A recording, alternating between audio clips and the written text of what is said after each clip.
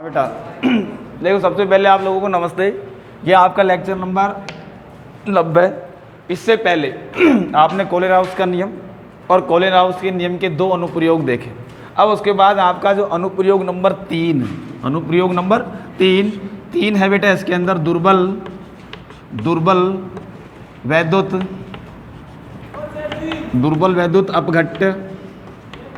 अपघट्यों की वियोजन की मात्रा और वियोजन की जो मात्रा होती है बेटा, उसको अल्फा से इंडिकेट करते हैं। सुन लो, ठीक है। अब वियोजन की मात्रा की बात करो तो यहाँ सूत्र अपन लगाएंगे, और यदि अपन सूत्र की बात करें तो अल्फा बराबर किसी दुर्बल वैद्युत अपघट्य के लिए अल्फा क्या है, वियोजन की मात्रा है। अल्फा बराबर lambda m upon lambda m infinitive. क्या होगा ये सूत्र? इस हिसाब से आप लोग निकालोगे। सबसे पहली बात है कि अल्फा को क्या बोलोगे यहाँ पर, इसको बोला जाएगा बेटा वियोजन की मात्रा। क्या बोलोगे इसको? वियोजन की मात्रा।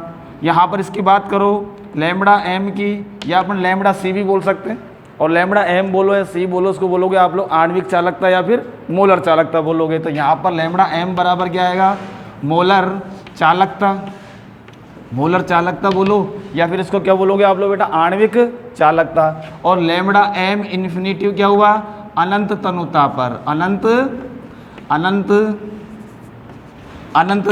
पर तुल्यांकी चालकता।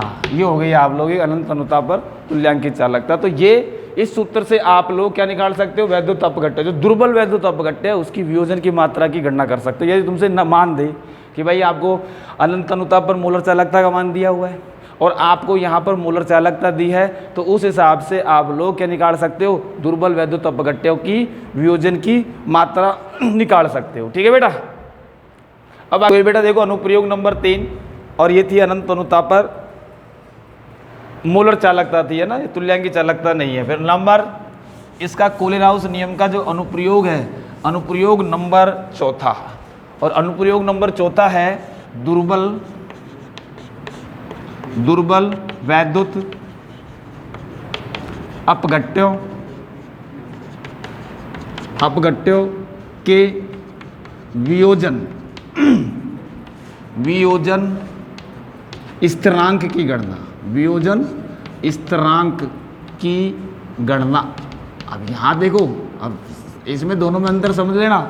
वहाँ पर वियोजन क्या बोला था मैंने, वियोजन की मात्रा बोला था अल्फा। यहाँ मैं वियोजन स्थिरांक बोल रहा हूँ, और वियोजन स्थिरांक को बेटा के से इंडिकेट किया जाता है। किससे? के से। के बराबर, यहाँ पर के बराबर c alpha square upon 1 minus alpha होता है बेटा। अब सुनो, ये क्या बीमारी है, कहाँ से आ गया ये? C alpha square upon 1 minus alpha, ये इसका मान है। अब ये मान कैसे निकला, मैं थोड़ा सा आप लोगों को बता देता हूँ कि दुर्बल वैद्युत अपघट्य, जैसे आप लोगों का दुर्बल वैद्युत अपघट्य क्या है, एक एसिटिक अम्ल CH3CD1OH। ठीक। अब इसका अपन क्या करा रहे हैं, आयनन करा रहे हैं। आयनन कराया तो आप लोग देखते हो, ये आयनन जब कराओगे तो एसीटेट आयन या H+ पहले लिख दो, कोई दिक्कत नहीं है। Acetate ion plus H+ ion में क्या हो गया, ये टूट गया। अब यहाँ पर एक लैंग्वेज लिखते हैं बेटा, प्रारंभ में मोल, शुरू में जो मोल है इसके अपन बोलोगे बेटा 1। क्या बोलोगे? 1, 1 मोल है इसका। अब आयनन से पहले तो 1 मोल था, अब आयनन के बाद आयनों के अलग अलग मोल से कोई लेना देना नहीं, लेकिन प्रारंभ में बोल रहे हैं, तो प्रारंभ में इसका 0 मोल, इसका भी क्या हो गया, 0 मोल। समझ में भाई?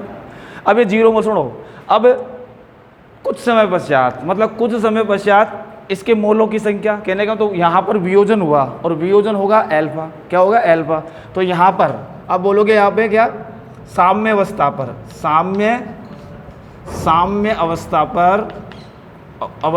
मोल, साम्य अवस्था स्थापित हो जाएगी, तो ये आ जाएगा 1 माइनस अल्फा, और ये बेटा अल्फा, और ये बेटा क्या हो गया, अल्फा। समझ में आ गई?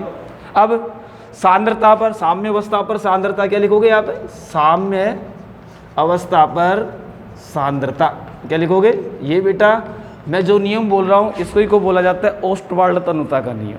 ये नियम है जो मैं बोल रहा हूँ, इसको क्या बोलोगे, ओस्टवाल्ड तनुता का नियम।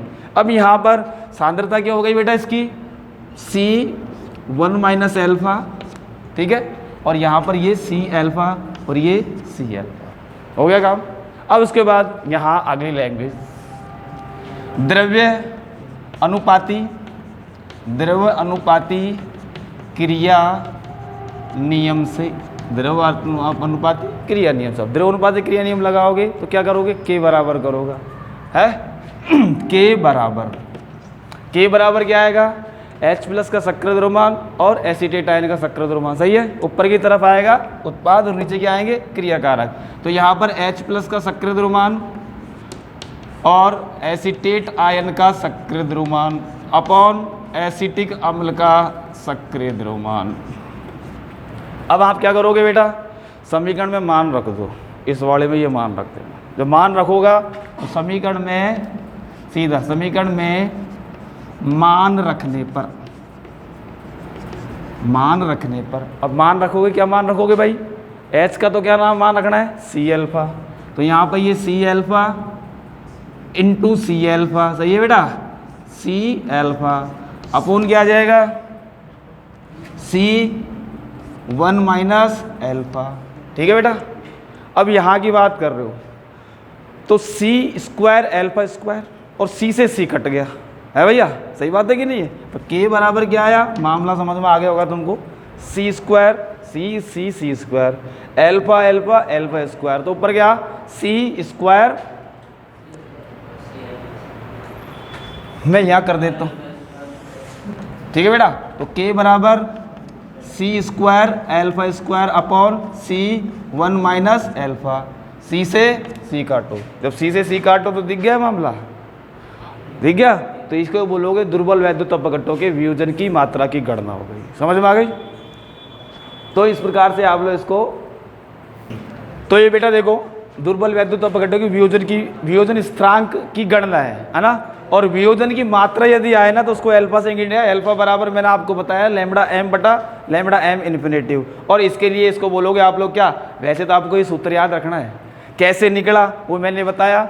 इस नियम को जो बोला है ना दुर्बल वैद्युत अपघट्टों के लिए, ये ओस्टवाल्ड तनुता का नियम है, तो आप लोग साइड में ये और लिख देना, ओस्टवाल्ड तनुता का नियम यहाँ लिख देना, उसके आगे इसको क्या बोलोगे, ओस्टवाल्ड तनुता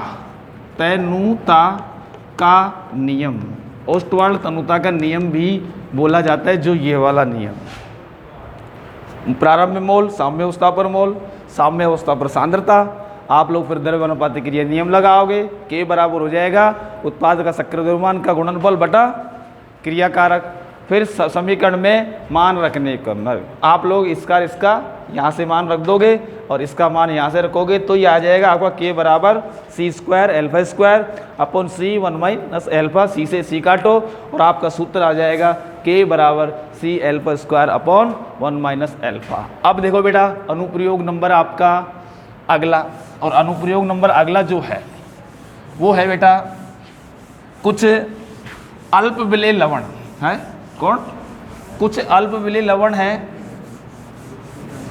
उनकी चालकता किस प्रकार से ज्ञात करते हैं, मतलब अनंत अनुता पर मोलर चालकता या फिर आणविक चालकता किस प्रकार से याद है। तो यहाँ पर नंबर अगला जो अनुप्रयोग नंबर 5वां है, 5, यहाँ पर लिखोगे अल्प विलेय वैद्युत अपघट्ट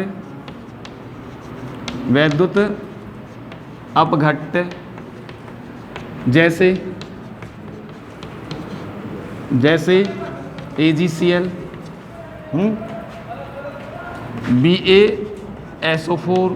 BaSO4 का नाम क्या है, बैरियम सल्फेट, PbSO4 का नाम क्या है, लेड सल्फेट, ठीक है बेटा, CaCO3 का नाम क्या है, कैल्शियम कार्बोनेट।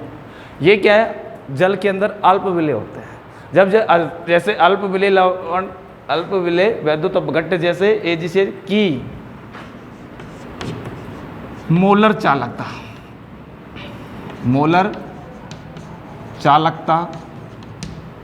की गणना बोल सकते हो, कि गणना, तो लैम्बडा एम अनंत अनुता पर मोलर चालकता याद कर रहे, ठीक है बेटा। अनंत तनुताप है ये, अनंत तनुताप पर मोलर चालकता। तो लैम्बडा एम इन्फिनिटिव बराबर कप्पा इंटू 1000 बटा आपको इनकी विलेयता देगा वो कितना है, इस हिसाब से आप लोग देखना। यदि किसी लवण की आपको विलेयता दे रखी है और उसकी विशिष्ट चालकता दे रखी है, तो उस कंडीशन में आप लोग लैम्बडा एम अर्थात अनंत तनुताप पर मोलर चालकता की क्या कर सकते हो बेटा, आप लोग गणना कर सकते हो। तो इस प्रकार से जो अल्प विलेय है, अल्प विलेय का मतलब इनकी जालक ऊर्जा का मान अधिक होता है जल योजन ऊर्जा की तुलना में। जिसकी जालक ऊर्जा अधिक होती है वो जल में क्या होता है बेटा, अविलेय होता है, या फिर थोड़ा और कुछ उल्टा हो तो अल्प विलेय होता है, हम ये कह सकते हैं। तो अल्प विलेय लवण जैसे इनको उतारने के बाद अपन सूत्र लिखेंगे लैम्बडा एम इन्फिनिटिव बराबर कप्पा इंटू 1000। लैम्बडा एम बराबर क्या आएगा, इन्फिनिटिव बराबर अनंत तनुताप पर मोलर चालकता, के बराबर क्या आएगा, विशिष्ट चालकता। जब अपन ये मान रखे ना अनंत तनुताप पर मोलर चालकता वगैरह, तो आपको साथ साथ इनकी इकाई याद हो जानी चाहिए तुरंत ही। अनंत तनुताप पर मोलर चालकता की इकाई क्या है, कप्पा अर्थात विशिष्ट चालकता की इकाई क्या है, ठीक है बेटा। और विलेयता जो देगा आप लोग जानते हैं सोल्यूबिलिटी, जितना घुल रहा है, कितना परसेंट घुल रहा है या कितना ग्राम घुल रहा है, क्या घुल रहा है, उस कंडीशन में आपको मान देगा और आप लोग इसको क्या कर सकते हो, फिर निकाल सकते हो। तो ये है बेटा आप लोगों के कोलेराउस के नियम के कुछ अनुप्रयोग। ठीक, अब अगला जो एक टॉपिक है वो शुरू करूँगा मैं बेटा, बैटरी। क्या करूँगा, बैटरी। और बैटरी के अंदर आप लोग देखोगे बैटरी का मतलब क्या होता है, पहले तो ये देख लो बैटरी।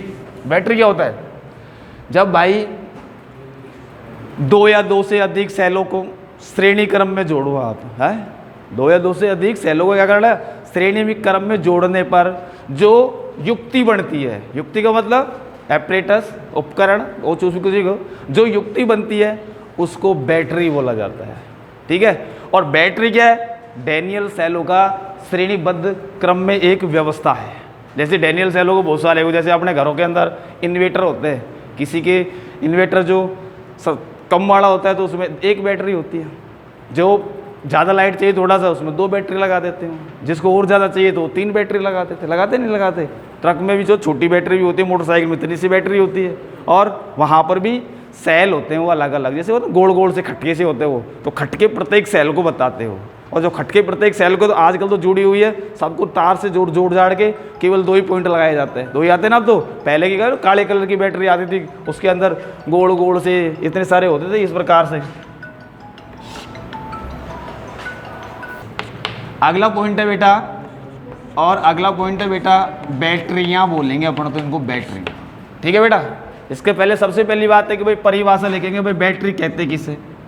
इसमें क्या लिखोगे, जब डैनियल सेल, या सेल बोल सकते हैं आप, ठीक है, जब डैनियल सेल,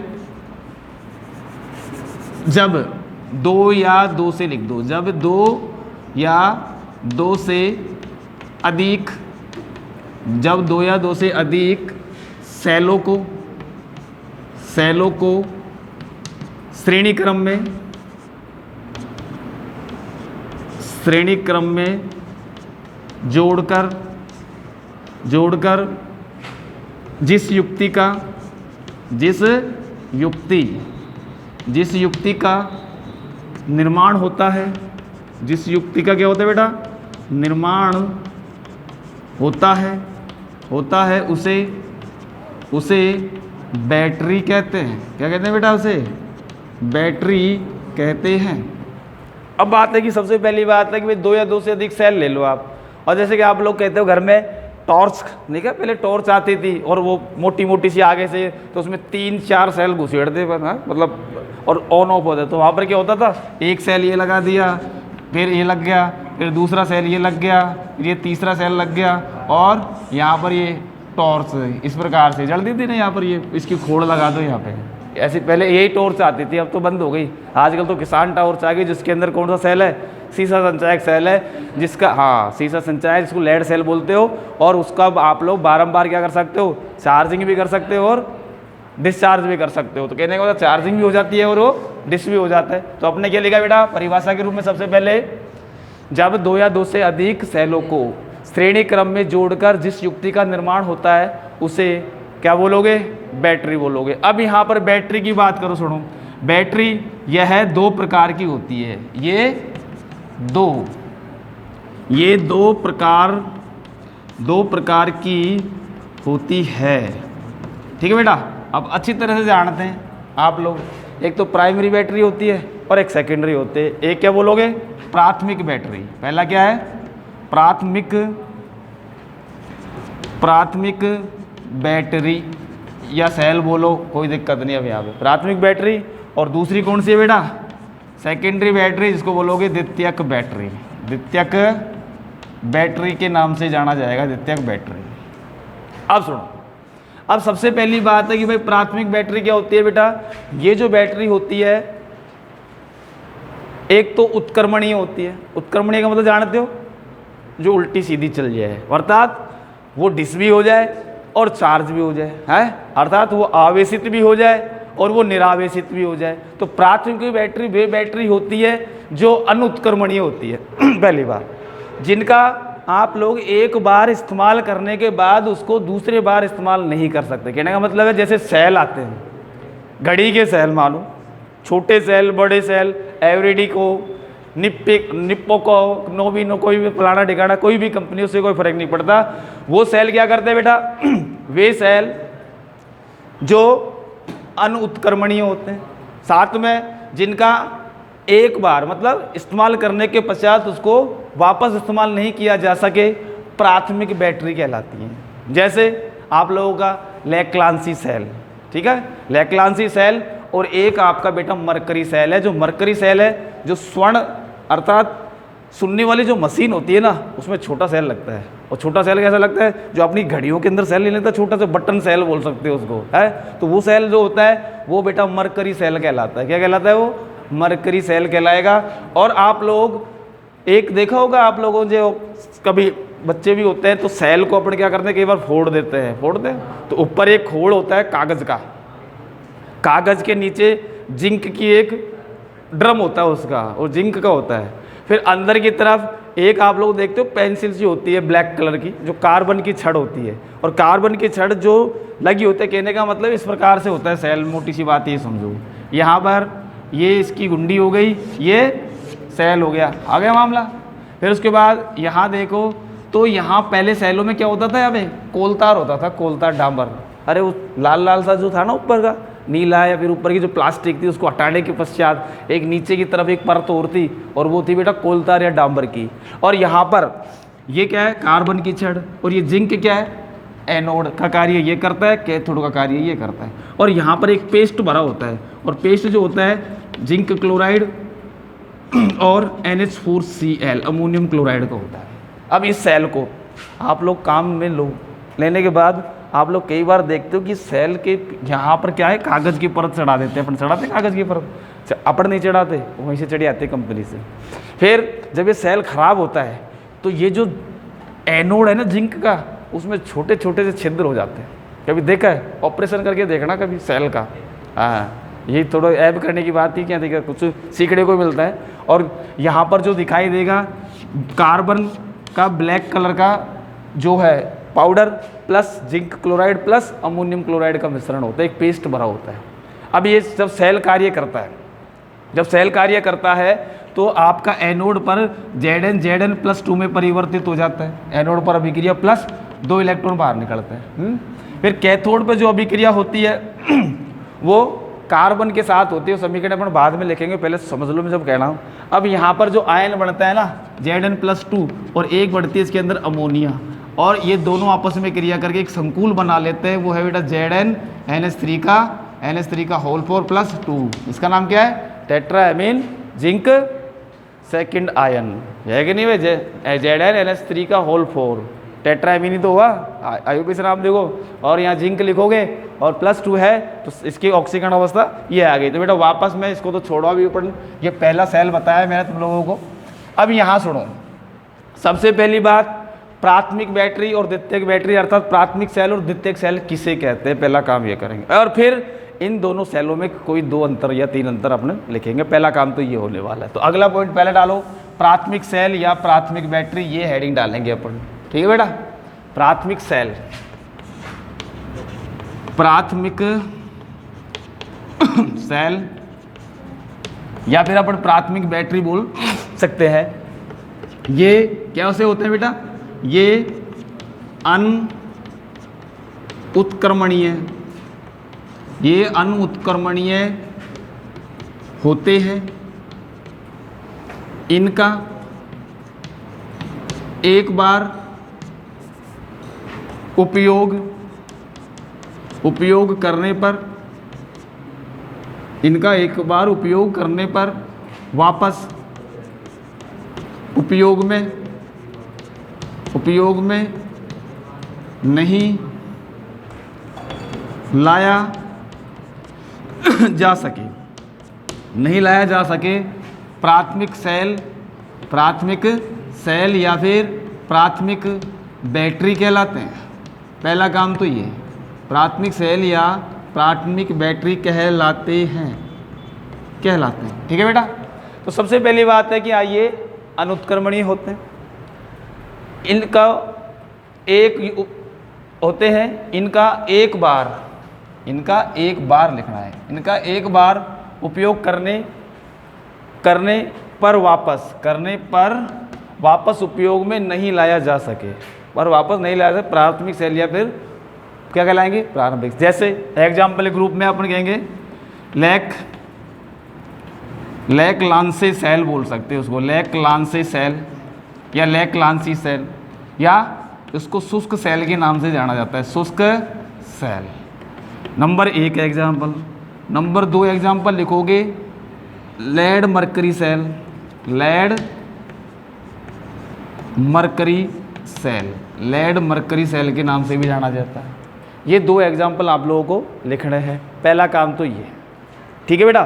तो ये अनुत्क्रमणीय होते हैं, इनका एक बार उपयोग करने पर वापस उपयोग में नहीं लाया जा सके, क्या कहलाते हैं, प्राथमिक सेल या प्राथमिक बैटरी। एग्जाम्पल लैक लांसे सेल, जिसको ड्राई सेल भी बोलेंगे, और दूसरा है बेटा लेड मरकरी सेल। ठीक है। अब ये तो है आप लोगों की प्राथमिक सेल की परिभाषा।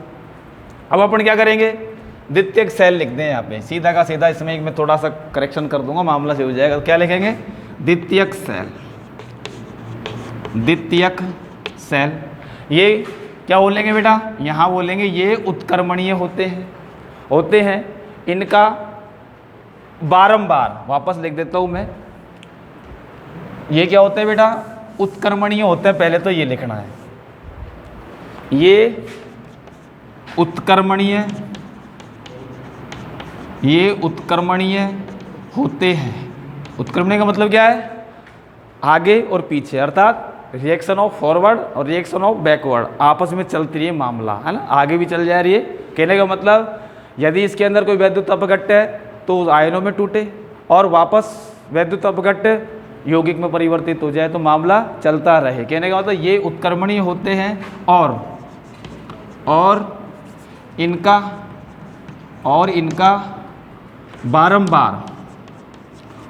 बारंबार उपयोग किया जा सके,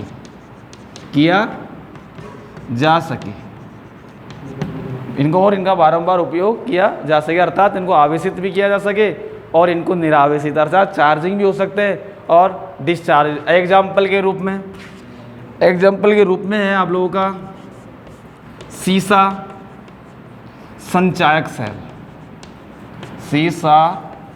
संचायक सेल के नाम से जाना जाएगा। ठीक है बेटा। अब यहाँ पर एक सेल होता है जिसको कैडमियम मरकरी सेल भी बोलते हैं। क्या बोलेंगे, कैडमियम मरकरी सेल। ठीक है बेटा। तो एक सेल तो ऐसा संचायक सेल है, इंपॉर्टेंट है, और दूसरा सेल क्या है, कैडमियम मरकरी सेल है। तो अब आप लोग सबसे पहला काम तो ये हुआ। अब आपको क्या हेडिंग डालनी है, अब आपको स्टार डाल के लिखना है प्राथमिक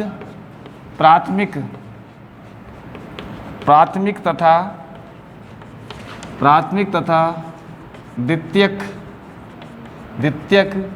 सेल में अंतर।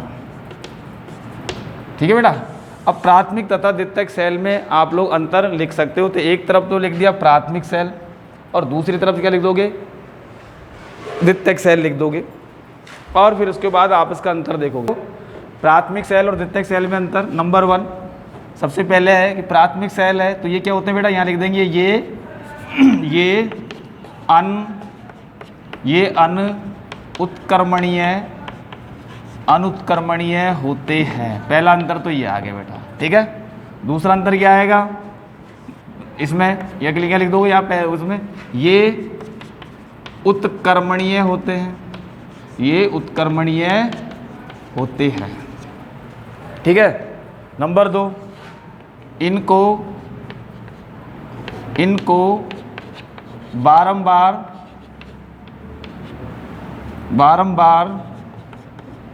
उपयोग में नहीं ले सकते हैं। इनका बारंबार उपयोग कर सकते हैं, ठीक है। नंबर 3, इनकी दक्षता